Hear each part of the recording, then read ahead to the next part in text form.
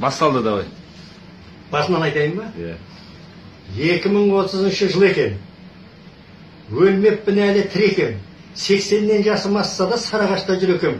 Қазақтан шыққан бір ғалым таң қалдырып ғаламды жасартатын адамды дәрі ойлап тауыпты. Сол екен дәріге әлемнің көңілі ауыпты. Ауғанмен бірақ не пайда, көп адам емін таппайды екен. Өйткені дәрі қазақ тілін білмегендерге жақпайды екен. Міне осылайша сейіліпті тіліміздің жойылып кету қаупі. Сейілмек түгіл артта қалыпты ауылы. Басталыпты жаңа дәуір. Қазақ тілін үйренудің дәуірі.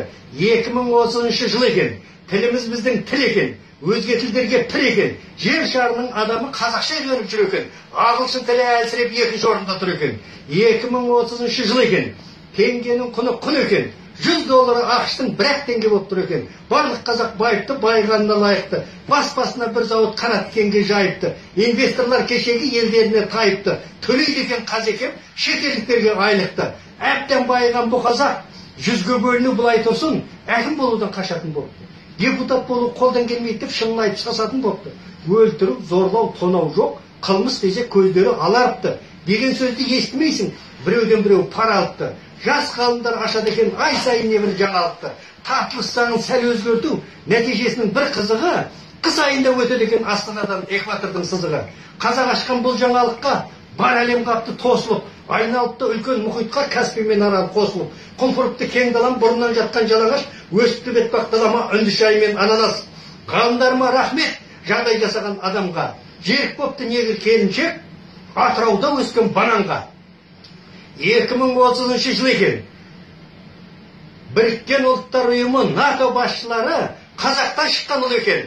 Федерациясын футболдың қазақ басқарып жүр екен. Өтпелі кезең тұсындағы құтылыппыз барлық азаптан. Көз сүрінер календар жасалған небір ғажаптан. ақш, Ирак, Индия, олардан қалмай Ресей, Қытайың президенттері сайлапты өзіміздің қазақтан. Кітабына Гиннестің алтыннан жазып парақты, өнер тапқыш бір қазақ аузына елді қаратты. Бірінші боп ойлап тауыпты, планета аралық өз шатын табақты. Сатылал деген табақтар тек қазақша білгенге, қымбат емес бағасы, бар жоғы бір теңге.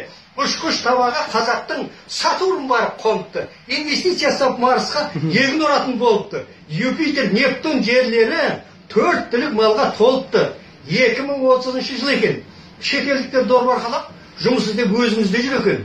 Бір француз, бір жапон, мал бақсақ қалай болады деп қазақша сөйлеп тұр екен. 2030 жыл екен. Осы айтқандарым шын екен.